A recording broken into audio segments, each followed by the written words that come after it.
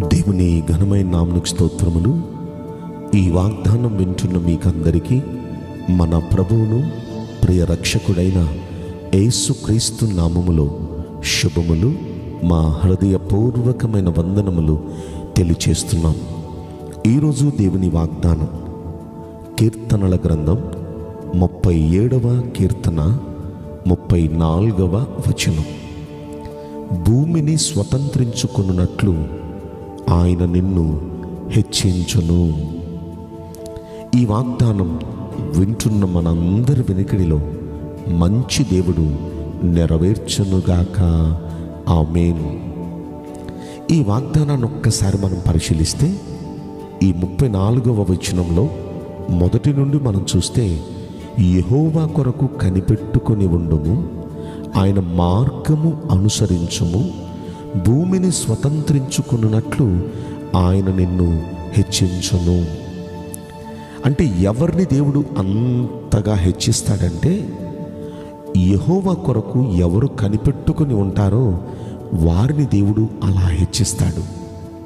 Bible గ్రంథంలో మనం యెషయా గ్రంథం 40వ అధ్యాయాన్ని మనం పరిశీలిస్తే అక్కడ ఈ మాట చక్కగా మనం చూస్తామండి. 31వ వచనంలో, యెహోవా కొరకు ఎదురు చూచువారు నూతన బలం పొందుదురు, వారి పక్షిరాజు వలె రెక్కలు చాపి పైకి ఎగురుదురు, అలయక పరిగెత్తుదురు, సొమ్మసిల్లక నడిచిపోదురు అనే మాట మనం చూస్తాం.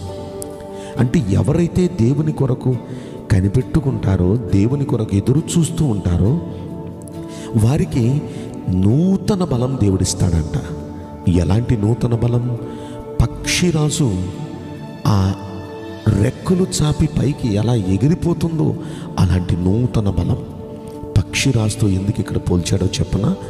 పక్షిరాజు అది వృద్ధాప్యానికి వచ్చేస్తుంది అనే ఫీలింగ్ తనకొచ్చి, ఇది వరకటి వల్లే నేను ఎగరలేకపోతున్నాను అనే ఆలోచన ఎప్పుడైతే తనకు వచ్చిందో, అది వెంటనే కొండ శిఖరం మీదకు వెళ్ళిపోయి ఆ కొండ శిఖరం మీద తాను బోడి చేసేసుకుంటుందంట.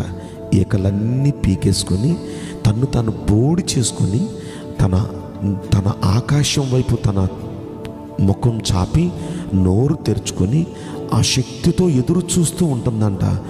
మంచుకు తడుస్తూ, ఎండకు ఎండిపోతూ, అలా ఆశతో దేవుని కోసం ఆకాశం వైపు ఎదురు చూస్తూ ఆయన కోసం కనిపెట్టుకుంటూ ఉంటే కొద్ది రోజులకి మళ్ళీ కొత్తగా తనకి ఈకలు వస్తాయి, కొత్తగా తనకు ఆ బుచ్చంతా వస్తుంది. ఆ తర్వాత అప్పుడు మళ్ళీ నూతన యవ్వనం, కొద్ది రోజుల్లో నూతన యవ్వనం తనకు వచ్చేస్తుంది. ఆ నూతన యవ్వనంతో, ఆ నూతన బలంతో రెవ్వమని పైకి ఎగిరిపోతూ మళ్ళీ వచ్చేస్తుంది. మరలా ఆ రోజు నుండి మళ్ళీ కొన్ని సంవత్సరాలు అది మళ్ళీ కొత్త యవ్వనంతో వస్తుంది. దేవుని కోసం ఎవరైతే ఎదురు చూస్తూ ఉంటారో, దేవుని కార్యాల కోసం, దేవుని సహాయం కోసం, దేవుని దగ్గర నుండి కృప కోసం ఎవరు కనిపెట్టుకుంటూ ఉంటారో అలాంటి వారికి పక్షిరాజుకు ఏ విధంగా వృద్ధాప్యం అనేది తెలియకుండా ఎప్పటికప్పుడు నూతన యవ్వనం, నూతన బలం అనుగ్రహిస్తున్నాడో, అలాగే ఆయన కోసం ఎదురు చూచే వారికి నూతన బలం, నూతన యవ్వనం దేవుడు అనుగ్రహిస్తూ ఉంటాడు. ఇక వారు అలయక సొమ్మసిల్లక నడిచిపోతారు. అలయక సొమ్మసిల్లక చక్కగా ఇక అలసిపోయామండి, సొమ్మసిల్లిపోయామండి అనే పరిస్థితి ఉండదు. నిజంగా దేవుని కోసం ఎదురు చూస్తూ దేవుని కోసం కనిపెట్టుకుంటే ఇంకెలా ఉంటుందో ఒక్కసారి మనం 34వ కీర్తనలో మనం చూస్తే, అక్కడ కీర్తనలో ఈ మాట అంటున్నాడు 5వ వచనంలో, వారు ఆయన తట్టు చూడగా వారికి వెలుగు కలిగెను, వారి ముఖములు ఎన్నడూను లజ్జింపకపోవును అంటాడు. అంటే వారు అంటే ఎవరు? ఇశ్రాయేలీయులు. వారికి వచ్చిన ప్రతి అవసరంలో వారు దేవుని తట్టు చూచారండి. వారు దేవుని తట్టు చూడగా వారికి దేవుడు వెలుగు కలిగించాడు. వారి ముఖాలు ఎన్నడూ సిగ్గుపడనివ్వలేదు వారిని దేవుడు. శత్రువుల ముందు, పరిస్థితుల ముందు ఎన్నడూ వారిని దేవుడు సిగ్గుపడనివ్వలేదు. వారికి దేవుడు వెలుగును అనుగ్రహించాడు. వారు ఆహారం లేదు అన్నప్పుడల్లా వారు అలా ఆకాశం వైపు దేవుని కొరకు ఎదురు చూస్తూ కనిపెట్టుకునేవారు. ఆకాశం నుండి వారి కోసం దేవుడు మన్నాను కురిపించాడు. వారికి నీళ్లు లేదు అని ఎదురు చూసినప్పుడు పానీయాన్ని ఇచ్చాడు. అసలు వారు 40 సంవత్సరాలు లోటు అనేది రాకుండా, భయం అనేది లేకుండా, ఎప్పటికప్పుడు వారికి వచ్చిన ప్రతి అక్కరలో, ప్రతి సమస్యలో దేవుని కోసం వారు ఎదురు చూచారు, దేవుని కోసం కనిపెట్టుకున్నారు. దేవుడు వారికి వెలుగును అనుగ్రహించాడు. దేవుడు వారిని ఎన్నడూ సిగ్గుపడనివ్వలేదు. ప్రియ దైవ జనాంగమా, దేవుని కోసం కనిపెట్టుకునే వారిని సిగ్గుపడనివ్వడు. దేవుని కోసం మనం కనిపెట్టుకుంటే ఆయన ఈరోజు మనకిచ్చిన వాగ్దానం, భూమిని స్వతంత్రించుకున్నట్లుగా ఆయన మనల్ని హెచ్చిస్తాడు. అంటే దాని అర్థం మనల్ని అంతగా దేవుడు హెచ్చిస్తాడు, అంతగా దేవుడు హెచ్చిస్తాడు. ప్రియ దైవ జనాంగమా, ఈ వాగ్దానం వింటున్న మనందరినీ దేవుడు అలా హెచ్చించునుగాక.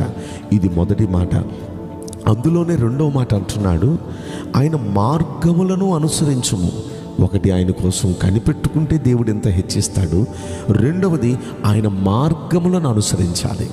దేవుని మార్గములు అంటే దేవుని వాక్యం. ఈరోజు వాక్యం వింటున్నాం మనం, వాక్యం చదువుతున్నాం మనం, కానీ వాక్యాన్ని అనుసరిస్తేనే మనల్ని అంత హెచ్చిస్తాడు. ఎంత హెచ్చిస్తాడు? భూమిని స్వతంత్రించుకున్నంత గొప్పగా దేవుడు హెచ్చిస్తాడు. ఆయన మార్గాలను, వాక్యాలను మనం అనుసరించాలి. ప్రకటన గ్రంథం 1వ అధ్యాయంలో 3వ వచనం అంటాడు, సమయము సమీపించినది కనుక ఈ ప్రవచన వాక్యములు చదువువాడును, వాటిని విని ఇందులో రాయబడిన సంగతులు గైకొనువాడును ధన్యుడు అనే మాట మనం చదువుతాం. అంటే ఈ వాక్యాలు చదివేవారు, వాక్యాలు వినేవారు మాత్రమే కాక వాటిని అనుసరించి నడుచుకునే వారిని ధన్యులుగా చేస్తాడండి దేవుడు. అంటే ఇంతగా హెచ్చిస్తాడు. బైబిల్ గ్రంథంలో ఉన్న వాగ్దానాలు, ఆశీర్వాదాలన్నీ ఎవరికో చెప్పనా? కేవలం చదివి వినేవారికి మాత్రం కాదు, వాక్యాలను అనుసరించే వారికి ఎన్ని ఆశీర్వాదాలు, ఎన్ని దీవెనలు. కనుక దేవుడు ఈ వాగ్దానం వింటున్న మనలో ప్రతి వ్యక్తిని గొప్పగా దేవుడు హెచ్చించబోతున్నాడు. అలా హెచ్చించాలంటే 2 పనులు మనం చేయాలి. ఒకటి, ప్రతి విషయంలో ఆయన కోసం మనం కనిపెట్టుకుందాం. 2, ఆయన మార్గాలను, ఆయన వాక్యాన్ని అనుసరించి నడుద్దాం. దేవుడు గొప్పగా మనలో ప్రతి వ్యక్తిని హెచ్చించునుగాక. ఆమేన్. నేను మీకోసం ప్రార్థన చేయబోతున్నాను. పరిశుద్ధుడా, ప్రేమగల యేసురాజా, మీ పరిశుద్ధ బంగారు పవిత్రమైన నామమునకు నిండు మనసుతో కోట్ల కొలదిగా స్తుతులు, స్తోత్రములు, వందనాలు చెల్లిస్తున్నాం. ఈ వాగ్దానం వింటున్న ప్రియుల జీవితంలో దయచేసి ఈ వాగ్దానం నెరవేర్చి కృప చూపించండి. భూమిని స్వతంత్రించుకున్నట్లుగా హెచ్చిస్తానన్నారు. నిశ్చయంగా నీ బిడల పట్ల ఈ వాగ్దానం నెరవేర్చి హెచ్చించి అభివృద్ధి పొందించమని, అన్యుల మధ్య నీ బిడల్ని ధన్యులుగా నిలబెట్టమని ఈ కొద్ది మనవులు నజరుడైన యేసుక్రీస్తు ప్రశస్తమైన నామములో మిక్కిలి వినయముతో ప్రార్థించి బ్రతిమలాడి వేడుకుంటున్నాం ప్రియ పరలోకపు తండ్రి. ఆమేన్. May God bless you all. Thank you.